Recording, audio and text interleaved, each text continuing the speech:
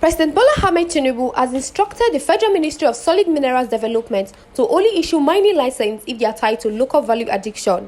This is to ensure that young Nigerians are actively engaged in economic activities, acquiring skills, and contributing to the overall development of the economy. The President gave the directives on Wednesday during the opening section of the African Natural Resources and Energy Investment Summit 2024, held at the State House Conference Center, Abuja. President Tinubu, who was represented at the event by his deputy, Vice President Kashim Shettima, said his administration is fully committed to creating an enabling business environment to attract investment that encourages value addition on solid minerals before they are exported. President Tinubu noted that his administration's target in the solid mineral sector is to make Nigeria a leader in critical metals. While commending stakeholders for the establishment of the African Mineral Strategy Group with Nigeria as the first chairman of the initiative, the president said, "We aim to set new standards in the mining industry and ensure that Africa gets an equitable slice of our supplying the world with critical metals." On behalf of the government and people of Nigeria, I welcome all participants, especially the foreign guests, to this summit.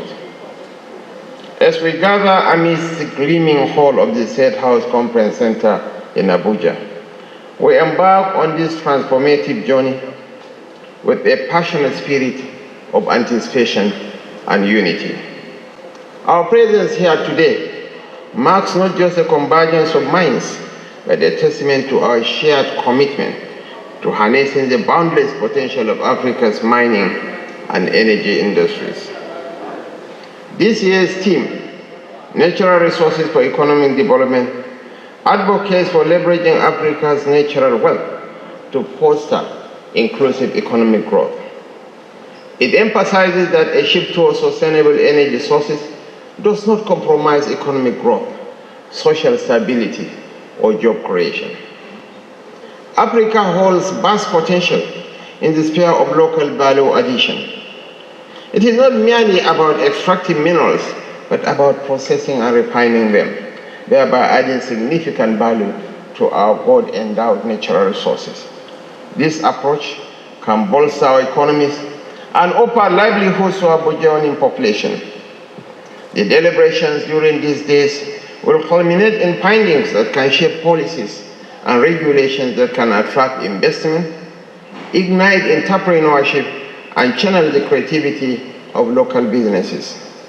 We intend to elevate Nigeria's critical mineral resources wealth from potential to reality, creating a prosperous, resilient, and environmentally conscious future.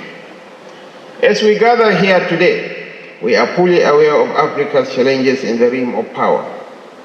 Millions of our fellow citizens live without access to electricity, and this energy divide perpetuates poverty and inequality and limits our economic potentials.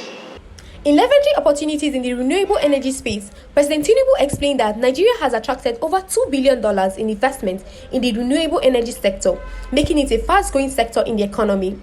He said, "Our commitment is to continue this trajectory and attract more private sector involvement in the renewable energy space, including manufacturing locally produced solar panels and battery." He, however, emphasized that discussions on the energy transition must also include the significance of the petroleum industry as a cornerstone of the nation's economy. We aim to set new standards in the mining industry and ensure that Africa gets an equitable slice of supplying the world with critical metals. And in our transition to cleaner and more sustainable energy systems, we also recognize the pivotal role that natural gas plays. Natural gas is a transition fuel that will fundamentally restructure our nation's economy. To meet our electrification targets, we must recognize the importance of renewable energy in our energy mix.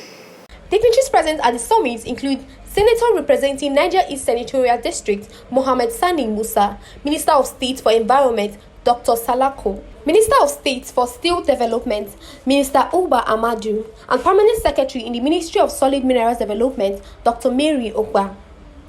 Others were Minister of Mines and Minerals Resources of Sierra Leone, Julius Mataya, Minister of Mining of South Sudan, Martins Abucha, among other dignitaries present for the event. My name is Erunse Charity, reporting from Oberland TV. A rare privilege of hosting our special guests from other African countries, ministers of minerals and mines and energy and geology from other African countries. Like I said earlier on, there is a group that has been formed, and that group is the African Mineral Strategy Group.